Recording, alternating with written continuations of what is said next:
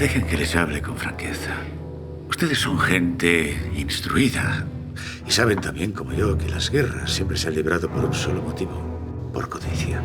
¡Viva Franco! ¡Viva! El poder sin dinero no es poder. Eso es lo único que cuenta.